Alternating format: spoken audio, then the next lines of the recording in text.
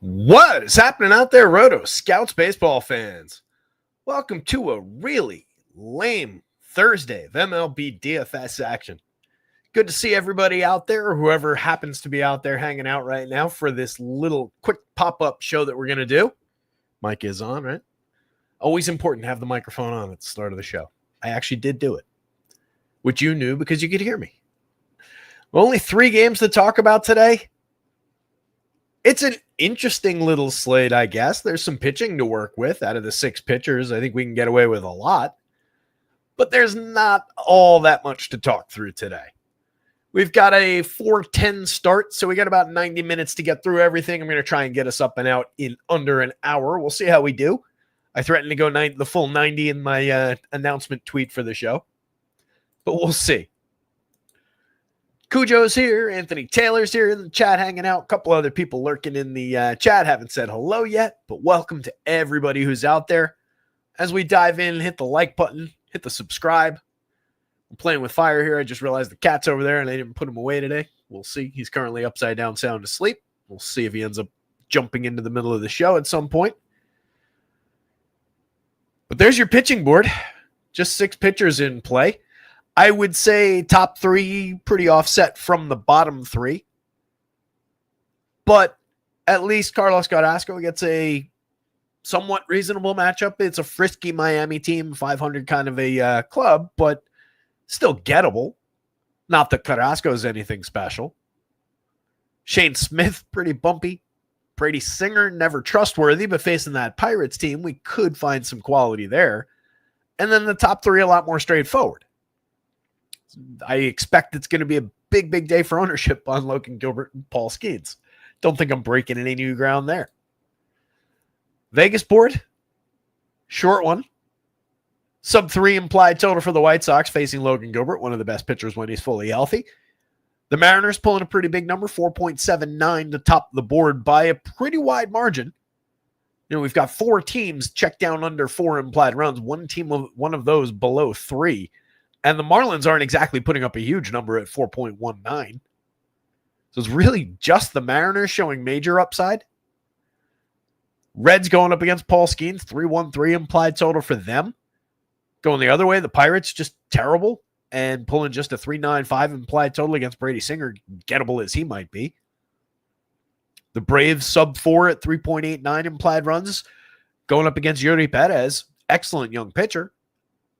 There are still some bats that we like in that Braves lineup, but they've been scuffling bad lately. Injuries throughout the lineup. Mediocre version of that team right now. I do like the Marlins bats coming back the other way, but I think that Carrasco's got to be at least in play. But that 4.19 implied total is kind of appealing. Marlins are showing a little bit of power against. Home run pick of the day is the most obvious guy in the world from that team. We'll get to that in a little bit. And that is your Vegas board. Going back to the pitching slate. I feel like I'm just going to rocket through this entire thing in like 5 minutes. I know I feel that way, and then I'll end up talking for an hour, but it's just dumb when it's just 3 games. Humboldt's here. Humboldt 707 says, Jesus, I need a W. Had a 30-point lead in A's Washington showdown and lost at the end by 0.18. Oof. That sucks. That's rough, dude. We'll get there. Got to keep the grind. That's, if you're not comfortable with losing and ongoing losses in DFS, then, I don't know, you're either very, very lucky or you're probably in the wrong place. Losing, unfortunately, is a big part of it. That's why you got to hit the top of the board in your wins. Got to capitalize on those big wins, make them really pay off, cover the stretches of down. So Logan Gilbert up at the top of the board. Looking forward to the next slate. That's it, man. That's it. Yeah, just always eyes forward, back on the horse, as they say. Up to the next slate. As long as you're doing things right, process is good and all of that, of course. You obviously want to take some moments for reflection and course correction if necessary. But, yeah, that's just part of the grind, dude. You'll get it back, and then it'll feel like you never left. And then it'll be another stretch, and then it'll be getting down there and saying like, oh man, I could really use a W. And then it'll come and it'll feel like you never left. Gilbert against the White Sox. Love the option. Monster starter, top of the board by a little bit of margin between him and Paul Skeens. I've got Skeens full strength.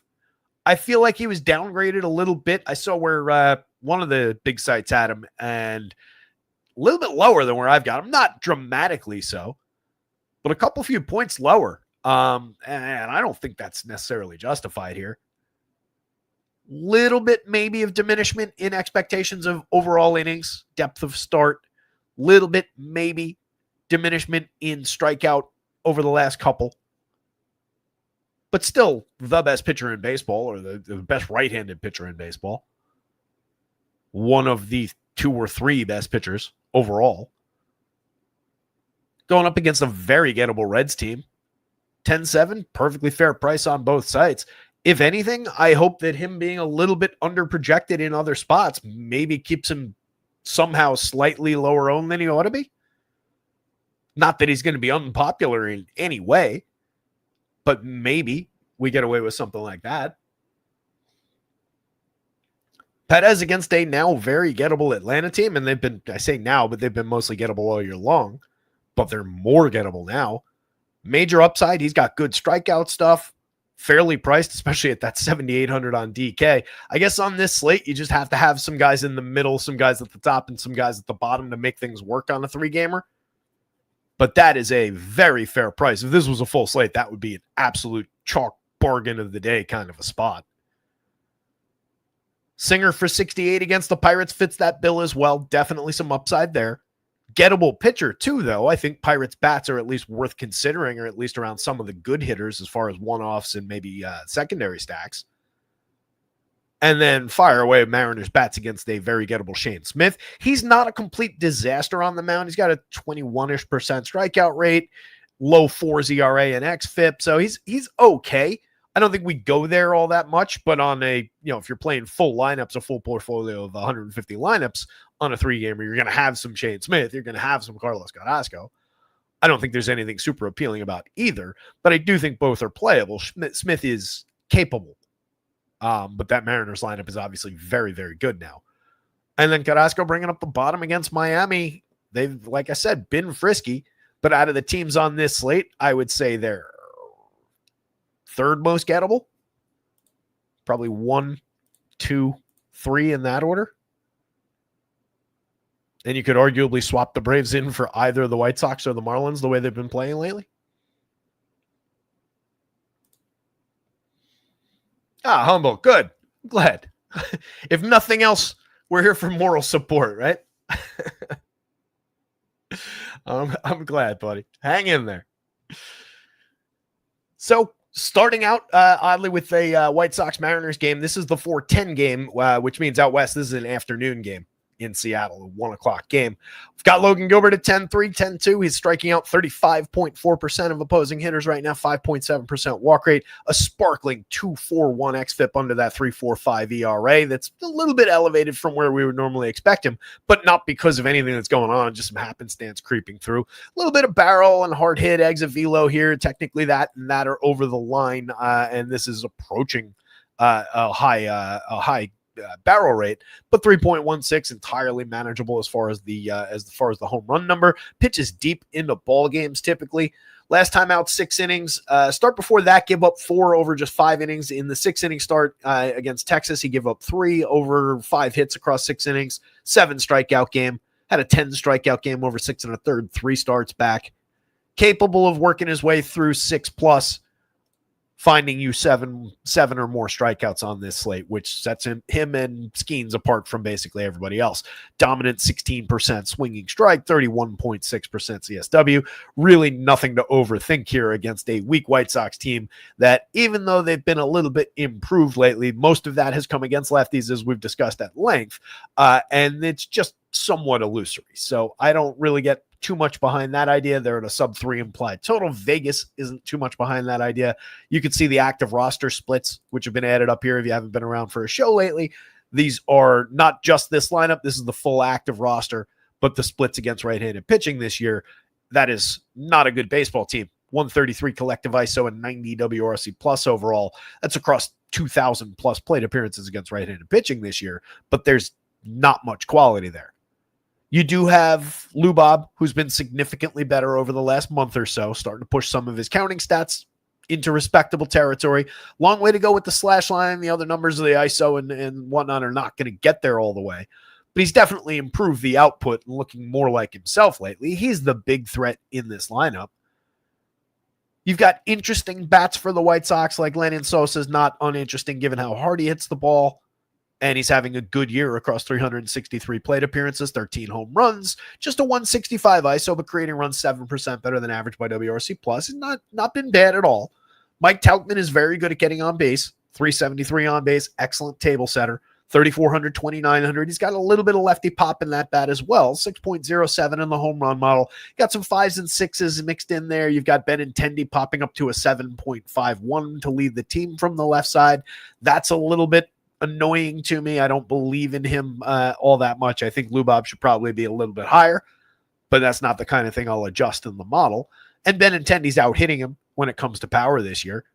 It's just a down season from Lubob and the best power that Benintendi's ever shown. Beyond those guys, Colson Montgomery is still very interesting. Curtis Mead on this team now for 2,200, 2,300. Middle infield eligibility on both sides, corner infield eligibility. He's hit 3 home runs, stolen 4 bases in 137 plate appearances so far. Just an 85 WRC plus, but probably getting more of a crack at a full-time role here in Chicago. And an interesting player. He put up good numbers in the minor leagues.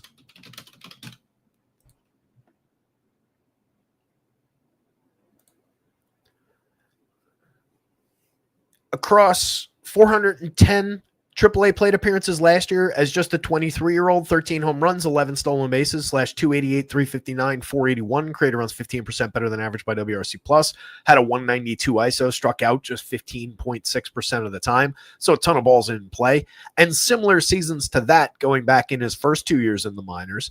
Had a cup of coffee, 132 pretty weak plate appearances last year with Tampa Bay. Just 238, 282, 287 in the show, just a 67 WRC plus, obviously was not good at all, but has made strides already this year, and I think shows plenty of upside. So at as cheap as he is, with as much flexibility as he is, that's an interesting option from the middle. Edgar Gatto, we've talked about a few times at 28, 26. He's had a good 258 plate appearances, 3 home runs, a solid on base, a 104 WRC plus. Not spectacular. Does hit the ball hard, but doesn't find enough barrels to be much of a power bat yet. But low strikeout, fairly, upper medium walk rate. An involved player at a very cheap price at catcher. Just throwing him into the buzzsaw that is Logan Gilbert's not going to do you any favors. Brooks Baldwin at 2,000 at 2,500, mix and match quality from the bottom, 201 pretty weak plate appearances, 5 homers, 3 steals, the odd counting stat every now and again. Basically just a free square down lineup, but a playable guy. And then Michael A at 23, 24, 6 home runs, 7 stolen bases, and only 231 plate appearances. Monster 12.7% barrel, 47.8% hard hit. On a 3-game slate, it would not shock me in any way if Michael A. Taylor was a guy who just went out and bent the slate.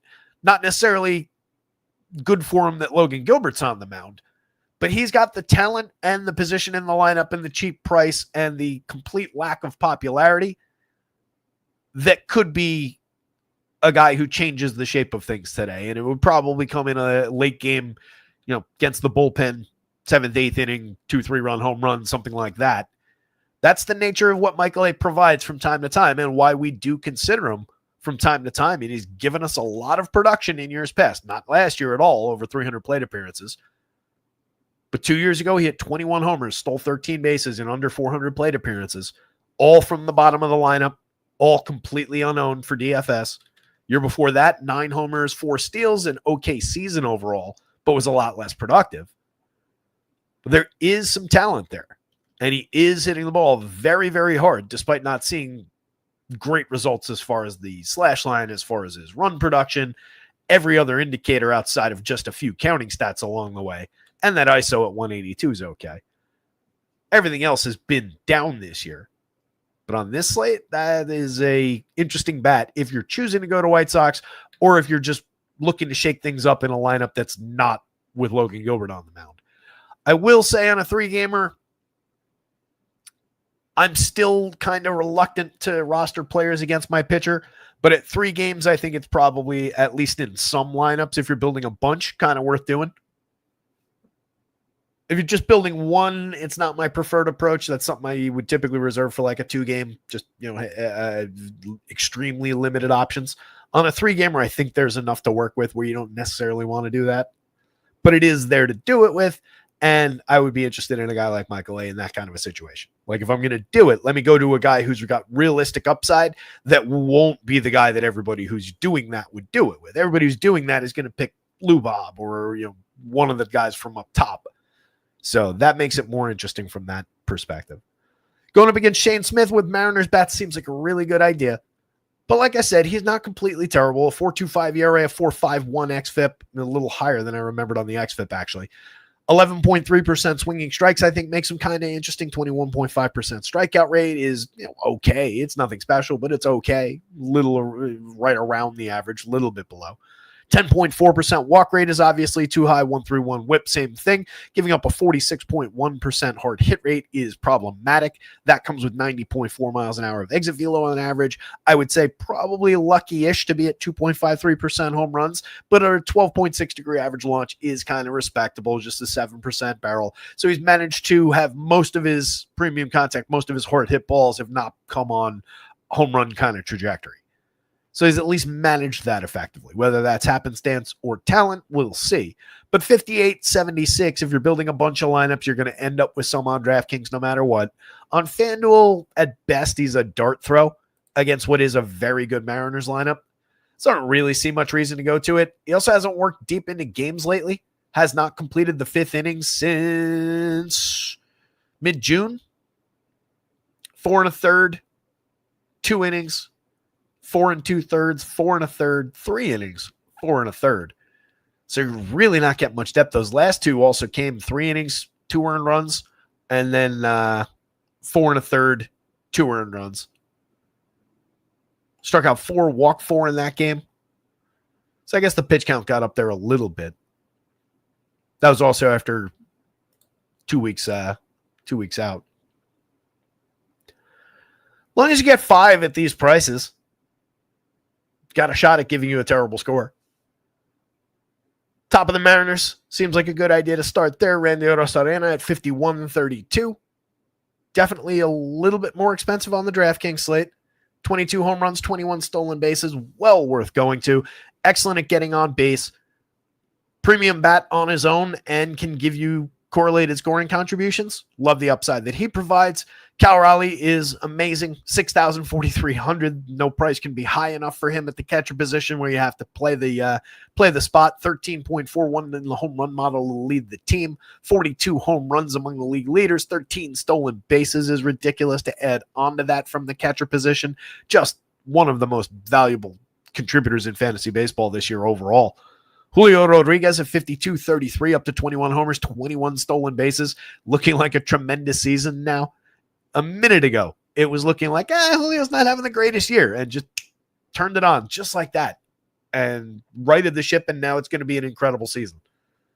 Josh Naylor at 46.32, Joanny Suarez at 56.38, premium options for, I would argue, a little bit of a discount for both guys. Suarez is still very expensive, but he's got 37 home runs this year, a 320 ISO, 136 WRC plus. I think his price is knocked down a little bit from where it ought to be by comparison to, say, Cal Raleigh a couple spots further up. Naylor is downright affordable for a guy slashing 290, 357, 453, carrying a 125 WRC plus. Look at all the run creation up here. That is an average WRC plus of 132. For that top 6. The full lineup average is 126. Monster team. Mitch Garver's got cheap power at the catcher position. Jorge Polanco gives you a little bit for only 3,600, 2,900. Has power potential. He's hit 18 home runs this year, still carrying a 211 ISO, making good contact, even though some of it's been diminished and come down over time as the season goes on. Still a capable bat and a good purchase DFS-wise. He is affordable and ends up being one of the less popular guys out of this lineup more often than not.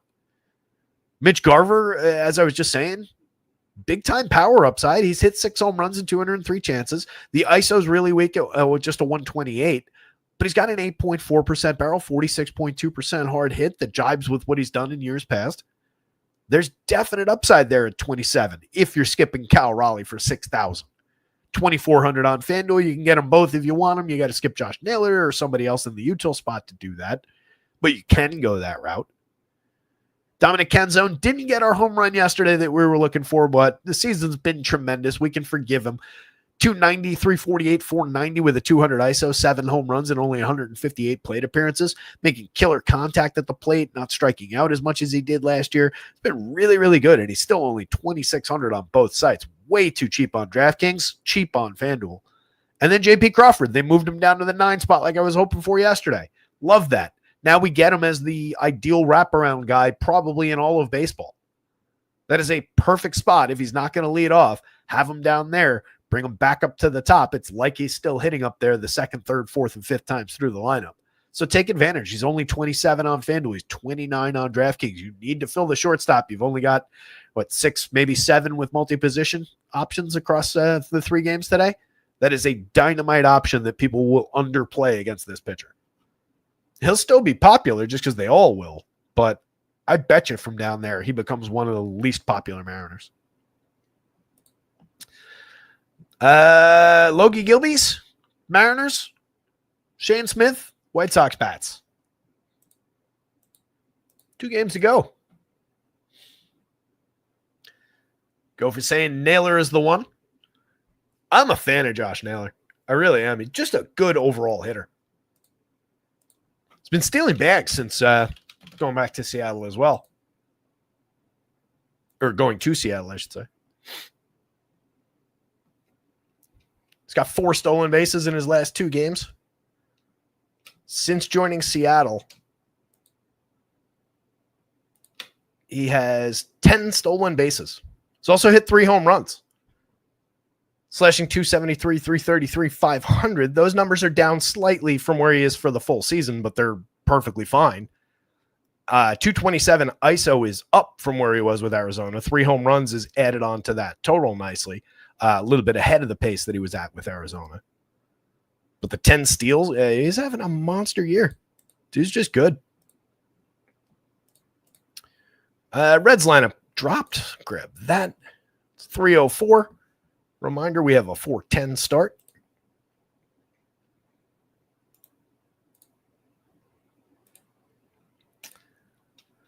So the Skins guy's kind of good. 28.7% strikeouts, a 2.02 ERA with a 3.06 xFIP, 6.3% walk rate, 14% swinging strikes, 0.92 whip, 5% barrels, a 1.30% home run rate. Difficult to square up, even if his strikeouts are down a little bit, even if the xFIP is 3+, a little bit higher than you might expect it to be given what his ERA, his ridiculous ERA numbers usually are. That is still a sparklingly low xFIP. Sub 1 whip doesn't allow opportunities. When he does, he punches his way out of trouble. If you happen to score on him, it's usually not via the home run. Monster upside at any price, 10-7 on both sites. Projects slightly behind Gilbert. In his last 6 starts, he's gone exactly 5 innings 4 times and completed the 6th twice. Only the last start was a little bit bumpy. He gave up 4 earned runs over 5 at Colorado. That's a Coors Field game. We can forgive that. I was cruising along, if memory serves, and then coughed those up later in the game. Would assume in a normal circumstance that they probably would have let him pitch the 6th, had those, obviously not giving up those runs, but more to the point, in just not at Coors Field. Considering that they gave him the 6th in the 2 previous games. There was a little bit of concern that, hey, maybe they're going to start clipping the innings somewhat. I'm not sure that that's the case. I don't know that we get him for like 8, even if things are going well. But I think 6, basically every time out the rest of the way, is easily going to be in the cards. Going up against these Reds, 20.9% strikeout rate overall for this lineup. That's bolstered a little bit by some low rates at the bottom here. You've got some nice, juicy strikeout targets through this range. That's an average 24.6% strikeout rate for all their key bats. It's only the light hitting guys or the non-hitters that are low strikeout rate, with apologies to TJ Friedl and Jose Trevino. Noelvi Marte, okay, he hits the ball squarely at least, 8.6% barrels, but only a 36.7% hard hit. He has managed to hit 7 home runs and has a 196 ISO over only 170 chances. So he's shown a little bit of quality for power. But we'll see where that goes, whether it's just happenstance resulting in a couple of few extra home runs and some extra base hits, or whether there's actual true major league power there. But any of the premium bats are gettable for strikeouts, so it's a good spot for Skeens. As I said, my hope is that with the idea of maybe a diminished version, a little bit under-projected in my opinion on some other places, maybe we get him slightly underowned by comparison to where he should be. But still very, very popular. At worst, he's going to be the second most popular pitcher on the slate. Singer going up against this very gettable Pirates lineup, 6,800, 8,500 across sites, downright interesting. 4.36 ERA, a 4.27 xFIP, but those are workable numbers on this slate. 22.5% strikeouts, 8.9% walks. Like, not much here is good. The barrels are too high. So is the hard hit. So is the exit velo. Both of those above the threshold. Probably lucky to be at just 2.64% home runs. But we're throwing them up against a team that, outside of O'Neill Cruz, not really all that threatening, especially with some underperformances this year. And Cruz himself has really not been very good this year. One of the more disappointing guys in the league, in my opinion. So, are we safe with Singer? No, not at all. Do I think the Pirates are interesting on the other side of that? I do, and would definitely play some. But Singer is in one of the better spots of the day out of the 6 pitchers. He's only 68 on DraftKings, 85 on FanDuel. On a larger slate with more options, it would be a bumpy price. On this one, you can take your shot. If you're going Reds bats against Skeens, it's one of the worst spots of the day. Starting things off with Friedel's probably a good idea. He's getting on at a 375 clip. He's created runs 18% better than average. Counting stats are reasonable. Scores a lot of runs and provides correlated scoring is his job out there. But he's hit 10 homers, stolen 10 bases, so he can contribute a little bit individually. It's not a big bat, though. Doesn't really make excellent contact, but low strikeout, high walk, good for correlated scoring. Matt McLain's numbers have been way down all season. Does have 11 homers and 16 stolen bases, but just a 295 xWOB under the surface doesn't give us any encouragement for a turnaround over the last month and a half of the season. Doesn't really have anything to show in premium contact, nothing like it was 2 years ago when he had a dynamite year. So not a lot to love there outside of the spot in the lineup hitting between Friedel and Ellie, and the cheap pricing. Second base for 3,900 on a slate like this. It's reasonable to go there. Ellie for 59.41. 2 dynamite players with the showdown between these two. I just expected O'Neill to be a little bit more up to the level where Ellie's at this year. 279, 356, 476, 19 homers, 30 stolen bases, a 345 xWOB, a 124 WRC plus. Excellent premium contact numbers.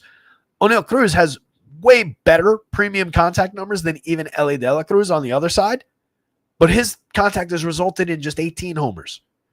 34 steals, sure, but a 208, 304, 405, just a 94 WRC plus. It's been a weak season in a lot of ways. Striking out still way too much. Draws a lot of walks. If this is a 3 true outcomes kind of a guy, it's fine, but needs to see a little bit better on base to truly be that.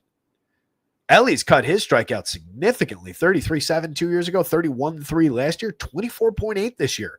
He's pushed walk each year, 8.2 up to 9.9, now up to 10.3. He's making incremental steps each season. Looking really, really good out there, 59.41. If you're going to choose to attack Paul Skeens with the Reds, I certainly wouldn't do it without Ellie De La Cruz.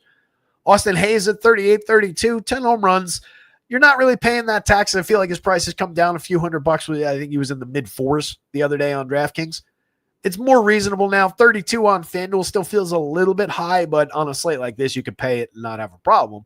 10 home runs, a 198 ISO. It's been a good year, over 268 plate appearances for Austin Hayes, but it's still Austin Hayes, and you're kind of paying what he should cost.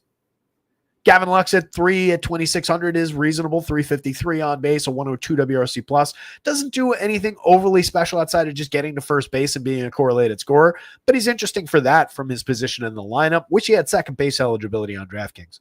Spencer Steer at 37-29, mix and match quality with a little bit of power. 13 home runs on the board, but the contact is really suffering this year, and his power output is low because of it.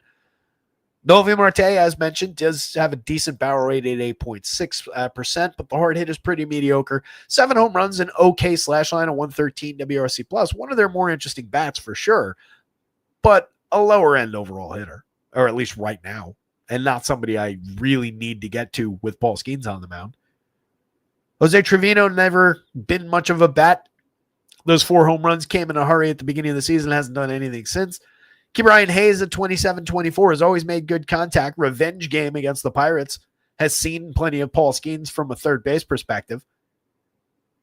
But 3 home runs, 10 steals, 235, 276, 294, despite a 45% hard hit, despite pushing his barrels up. It's just not an interesting hitter. Never has been. On the Pirates side, Spencer Harwitz from the top spot in this projected version of the lineup, 29,300, reasonably priced. Over 250 plate appearances has been pretty good. A 102 WRC+, one of the few positive contributors on this team. Carrying a 9.1% barrel, 41.1% hard hit. Almost completely anonymous to the average DFS gamer and fan out there because he's the leadoff man for the Pirates. But he's been holding that job down effectively. He gets on at a 332 clip. He's hit 5 home runs. Not a monster player, but definitely not the problem in Pittsburgh, and an okay way to get a DFS lineup started. I just wish he had eligibility at any other position than first base like he used to. He's fine there if you're going Pirates, but by comparison to a lot of first base at large, he's not the greatest option. By comparison to the opposing team, though, perfectly fine to go there. We got Spencer Steer on DK, and yeah, on FanDuel as well. He's got eligibility. Nobody else on that team has first base eligibility, so not a problem. Tommy Pham at 34-27, mix and match quality. He has pushed this season up to 269, 339, 379 after looking completely dead for the first 3 months of the year and for most of last year. But it's not like he's doing anything special along with that. He's 1 point below league average for run creation. He's hit 5 home runs and stolen 3 bases. He's hitting the ball hard, but not overly effectively. He's playable, but just another outfielder at the absolute best. Brian Reynolds still way more talented than just another outfielder, but the numbers have been bad this year. A 137 ISO and 84 WRC+. He's only hit 10 home runs in 462 plate appearances. That comes in spite of a 10.3% barrel, a 46% hard hit that are directly in line with where he's been the last couple of years. 236, 294, 374. Just an ugly year. Last year, he had 275, 344, 447 with 24 home runs, a 172 ISO, and created runs 18% better than average on identical contact, or nearly identical contact. Striking out more for sure this year, walking less for sure this year. That impacts the average, the on base, but not to this degree. He is having a bad outcome after bad outcome. Nick Gonzalez, mid-board type player, 279, 326, 412, a little bit more hit tool oriented. Capable guy, low strikeout, mid-board walk rate, get him on base ahead of O'Neal Cruz and Andrew McCutchen, and maybe you're in business. But there's not a lot to see there. Cruz, as mentioned, excellent bat, has really scuffled his way through this season overall. The sum total of all these counting stats does add up to some fantasy points, though. He is still their best contributor that way. But it's been a bumpy ride this year with O'Neal. 342 xWOB under the surface tells us that things should, if you gave him infinite plate appearances for the season, would normalize to a good year. But right now, we're on the downside of that. McCutch getting on at a 327 clip. He's hit 11 home runs, but the quality has mostly abandoned us here. He makes okay contact still, 9.4% barrel, 43.5% hard hit, capable of drawing you a walk, creating some runs, but we're at a 99 WRC+, a 136 ISO. Does have a very appealing 344 xWOBA that reflects the contact, the on-base skills, but we're getting toward the end of the line. Good news is he's only 3,600 across sites, so very easy to reach in the outfield.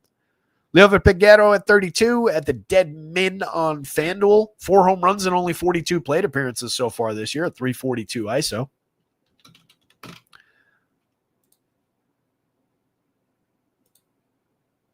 He had 5 AAA home runs across 288 plate appearances this year with just a 122 ISO. Last year hit 13, stole 14 bases in AAA over 555 opportunities. He's more that guy. Mid-board home run type power, like 12 to 14 home runs, and a little bit more upside on stolen bases, but around similar numbers. As a second base option at 32 and at the dead min price on FanDuel, that's not a bad play from down lineup if you're building with Pirates or if you're just fishing around for something in the middle infield. That's somebody to keep in mind at those low prices. He could be interesting enough. Henry Davis at 27-23, 4 home runs and 189 plate appearances. Has not turned into the bat that they were expecting, but hasn't really gotten a gigantic chance yet. 2,800 and 2,600 for IKF, never been much of a bat. But on a slate like this, a couple singles and a run scored could definitely bend a position for you. So very much in play. Paul Skeens, Brady Singer, Pirates bats, Reds bats. Last game coming up. Oh, did they drop the lineup? Thanks, Kelly. Came out while I was talking. All right, so as Kelly points out there, it's the same lineup except for Jack Suwinski is in the 6th spot for Pittsburgh. So that's an interesting left-handed power bat to throw into the mix.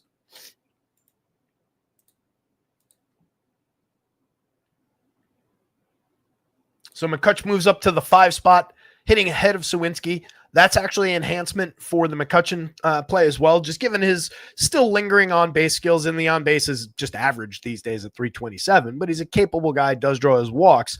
Going up ahead of Suwinski's power is interesting. In 93 plate appearances this year, Suwinski's been downright bad. He's hit 2 home runs, has a 105 ISO, terrible slash line, just a 48 WRC plus. Hit 9 homers in just 277 chances last year, but came away with just a 142 ISO. The year before, 26 in 534 chances with a 230 ISO, and the year before that, 19 with a 209 ISO and just 372 chances. When he's in the lineup and when he's there more frequently against lower end right-handed pitchers like Brady Singer can definitely be, there's major upside for Jack Suwinski. So I'm kind of interested in that. I'm going to get in here and make sure that this correctly reflects him.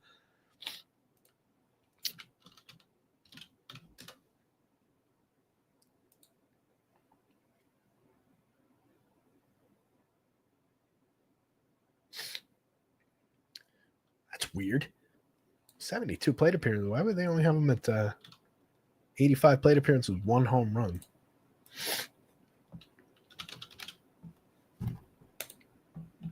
Let's see. He's got 2 already. The rest of the seasons are 4 and 6 or 190 some odd. All right. Let me just do this. I'll get that fixed in the couple minutes after the show and updated real quick up on the site so that we get a better number on Jack Suwinski. His power number here ought to be a little bit higher. That would bump the projection slightly. So if you're building lineups right now and you need to drop it into an optimizer, I'd say give them like a half a point more than what you're seeing there on your projection, and you'll be okay. If you're looking at the home run number, it should probably be mid 5s, 6+, somewhere in that territory. Good home run bat from the left side. That tandem of him and McCutcheon, kind of interesting. Jody Pettit, 78-94. You can see the numbers. 2.70 ERA, but a 4.18 xFIP. Keeping guys off base very effectively over his 10 starts, his 50 innings. A sub-1 whip is tremendous. 12.4% swinging strike rate, one of the best marks on the slate today. 26% strikeouts overall. Still walking too many at 9.2%, but has been good at limiting premium contact and home run power. Just a 1% home run rate. 6.4% barrels. That's in spite of a lot of fly balls. Not allowing fly ball and premium contact combinations. So getting away with a lot and has excellent stuff. 116 rating by Stuff Plus, one of the higher marks just overall in baseball for a full arsenal. It's been dynamite when he's been healthy and on the mound. That's been his biggest issue. Carlos Carrasco at 51 at 7,000, 5.68 ERA, a 4.60 xFIP across 7 starts, partly in the beginning of the season with the Yankees. Then went down, was pitching to some degree of effectiveness, let's say, in the minor leagues with the Yanks. Got himself traded over to Atlanta and made 1 start the other day on the 31st. Pitched 6 innings, gave up 3 earned runs to the Reds at Cincinnati, 5 strikeout, 2 walk day, allowed a home run, 7 hits. Not a good start, but also not a complete dumpster fire. On a slate like this, at that 51 on DraftKings, could you get away with that start? Probably. Could you get a reflection of that start today? Probably. So he's at worst in play. But you can see a couple big home run numbers at the top for the Marlins here, including today's home run pick of the day. I told you it was the most obvious guy you could think of from the Marlins. 25 home runs on the board for Kyle Stowers, 5,500, 3,700 against the corpse of Carlos Carrasco here. I like the upside for a little bit of power with an 11.22 that leads the team. One of the highest marks on the entire slate. He's carrying a 270 ISO for the year. Agustin Ramirez would have been a good choice as well. I considered going that route, but I chickened out and went with Kyle Stowers. 4,000, 3,100 for Augustine. He's having a great year. 380 plate appearances, 17 home runs, a 103 WRC plus, a 218 ISO. Needs to push that on base up, but we need to remember, catcher. So we don't really worry about it if we're getting this kind of power output. 12.5% barrels, nearly a 50% hard hit rate, 20% strikeouts, 6.3% walks, which makes me believe that we could easily push that on base up. Liam Hicks at 26-25, catcher eligible on both sites, first base eligible as well. 4 home runs, a mediocre slash line, but a good on base. 101 WRC plus, capable of getting involved with that mostly via correlated scoring, low strikeout, high walk, reasonable on base, low contact kind of a guy. Catching him in the middle of the lineup, not necessarily ideal. I'd rather have his skill set either down here or up there. But you take him from wherever. He's affordable and fills out catcher easily enough. Otto Lopez at 33-29, 11 home runs, 11 stolen bases. Difficult to say he's not at least a little bit interesting, especially given that 360 xWOB under the surface over 404 plate appearances. Honestly, kind of underperforming what that number tells us we ought to be getting. 13.9% strikeouts and 9.2% walks. You get a lot of contact out of Otto.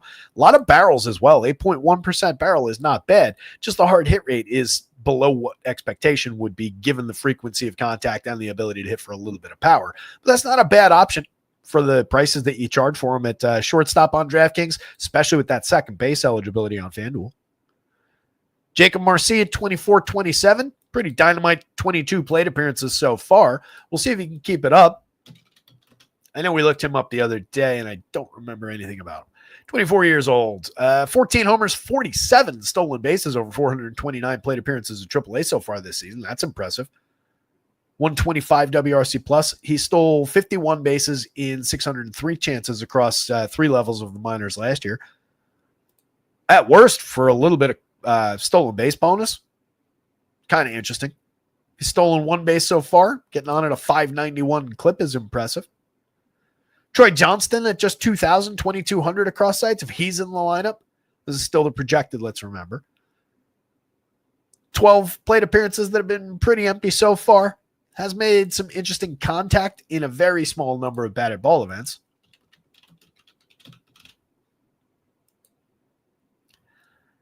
He had 12 home runs and 31 stolen bases in 354 plate appearances before promotion.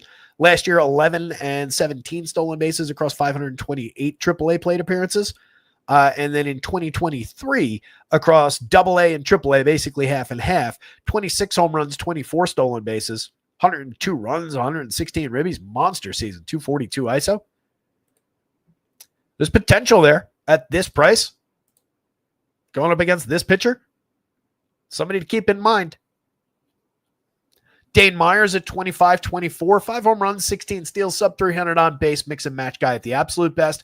And then Graham Pauley underperforming his talent over 135 plate appearances. That's another somewhat interesting young player for them.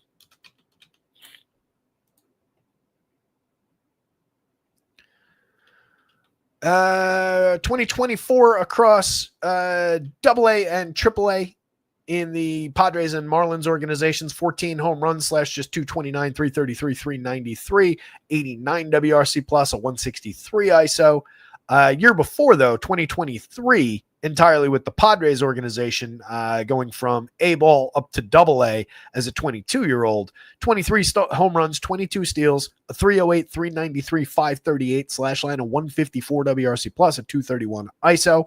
Has just hit some bumps along the way, but still only 24, and just promoted along regardless of some underperformance. So probably still underbaked, but it's the Marlins, so they're just letting him develop at the major league level.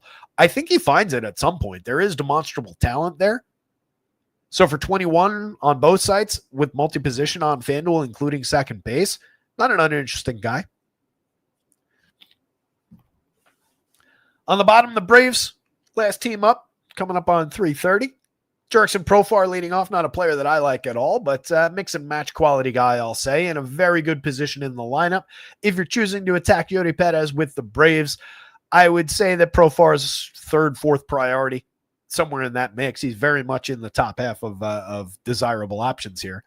Matty Olson, 5,400, 3,400, if not your top priority, your second highest priority bat in this lineup. Drake Baldwin and Sean Murphy in the projected version here against a righty. You would get the dual catcher configuration given the missing pieces with the Braves a lot of the time. So we're probably primed to see that here. Both guys are interesting options. Premium power bats from each side of the plate at the catcher spot, but obviously we can only get one of them. FanDuel, we can only have one of them and Matt Olson, or both of them. So you get a little bit of a poison pill if that's the lineup setup here. Michael Harris at 3,300, 2,600, 10 home runs, 12 stolen bases, but a bad season overall, just a 72 WRC plus. Moving up the lineup just for absence of bodies. Ozzie Albies at 3,428, 9 home runs, 10 steals, a similarly bad season to his pal Michael Harris. Both those guys really struggling, really dragging the Braves down. Two talented players who have given us way more in previous seasons, but have been mostly dead last year and this year. Eli White, just not that good a player. 249, 289, 413, 7 home runs and 7 steals in 226 chances for DFS purposes is okay. He's cheap down lineup. If he's there, you can definitely take your shot. We saw his ugly numbers in the leadoff role against the lefty yesterday, at least down lineup today. Nacho at 21, 22, mix and match quality so far in the show. Supposed to have a good hit total, but we haven't seen much of it, striking out at a 31% clip and drawing just a 4.8% walk over his 42 chances. No real contributions, 68 WRC plus. It's been ugly so far, but the kid's supposed to be talented. So if you're going Braves, I do think 21 for him, 22 for him across multiple positions on FanDuel, at least somewhat interesting. And Nick Allen is here for defense, but on a slate like this, it becomes a little bit more relevant.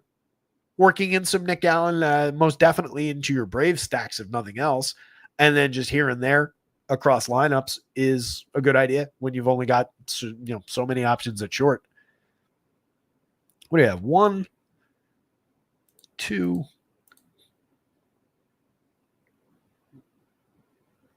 low end down there.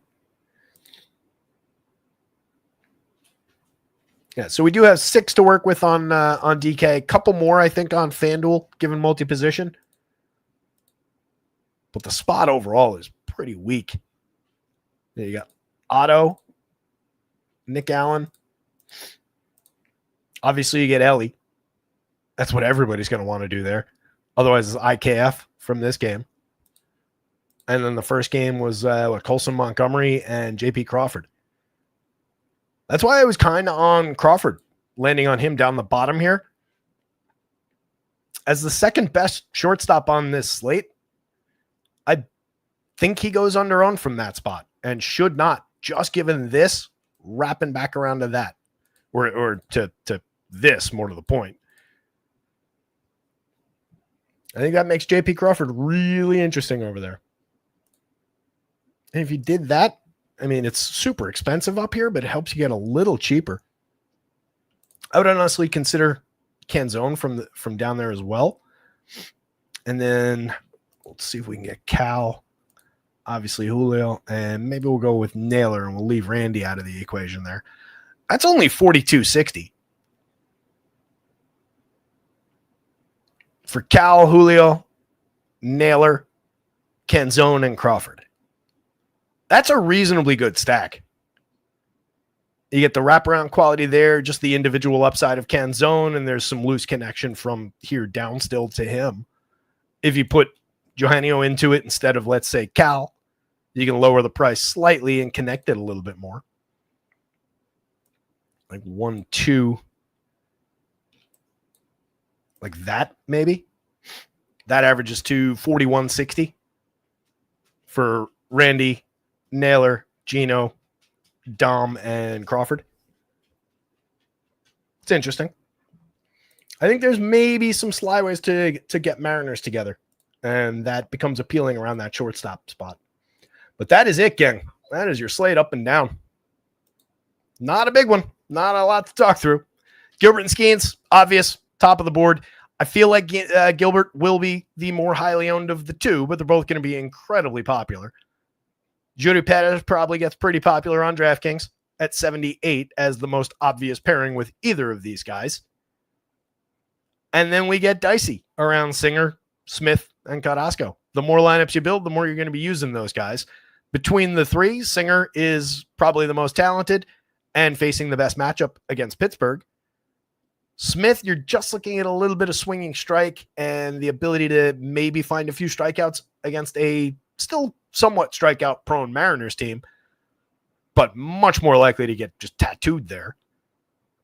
And then Carrasco, you're really playing with fire, trying to dance your way through a capable enough Marlins lineup with a past his prime, not really sure what he is anymore kind of a pitcher. But like I said, that if you get that start where you just gave up 3 runs, found a few Ks over 6 like the last time, it's effective enough on a 3-gamer. I'll leave you with that, you guys. Kyle Stowers is your home run pick of the day. Oh, apparently all games are streaming on NFLBTV.com. How about that? I'd like to welcome our new sponsor, NFLBTV.com. Don't go to that website. Hopefully you guys know me and know that I'm just being sarcastic. Oh, Kelly's all over the lineups. Atlanta's lineup came out too. No Nacho, so we get Jonathan Ornelas in instead of Nacho. I had to fix Sawinski too, so I'll get out of here momentarily. Ornelas, really nothing interesting through the minors. All the way back to Double-A in 2022, had a 14-14 season with a decent slash line. Since then, hasn't really contributed much. 25 now. Has had a couple cups of coffee at the major league level and not really contributed much. So kind of a nothing fill-in down lineup for the Braves. We'll get that up onto the website with the confirmed lineups in the next little bit. I will take a moment to fix Jack Sawinski's back-end steamer projection there and get him where he needs to be so that we can work with that correctly. Somebody asked a question in the chat there.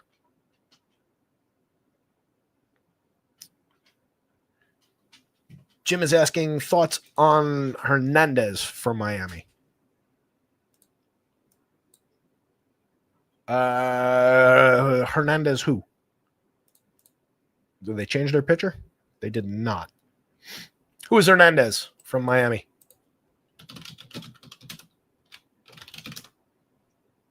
Oh, Eddie Berto. That's right. If he's in the lineup, that's a good bet. Let's just put him. He would be 28-25. He's had 130 very effective plate appearances so far, 6 home runs, a 205 ISO. Just wasn't in this projected lineup that I was ripping through here, and I didn't notice.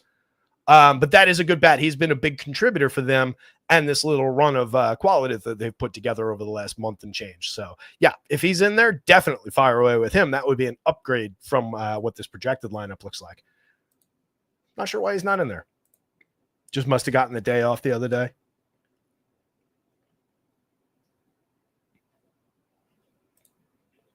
Who did they face yesterday? Now you got me looking into the past.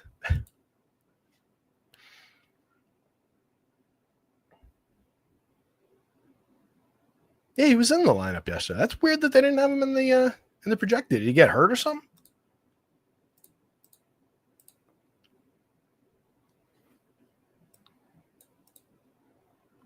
I wonder why he's not in there. I don't see anything about him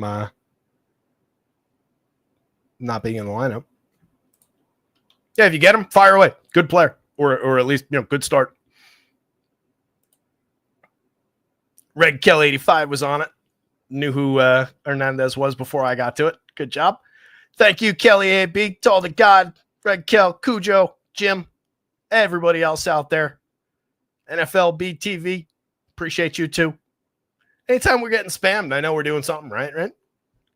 You guys are the best out there. Hit the like button for me. Subscribe to the channel if you haven't before. The website is rotoscouts.com. Bunch of people here watching. Maybe some people are new. Everything is under $1 a day. Access behind the paywall for all the projections, hitter, pitcher projections, individual home run model for everybody, home run picks of the day, power index, top stacks, plus these screenshots of this exact board that you're looking at here. So you get all the stats, everything laid out just like this for each game now. It's a new feature that we added just recently.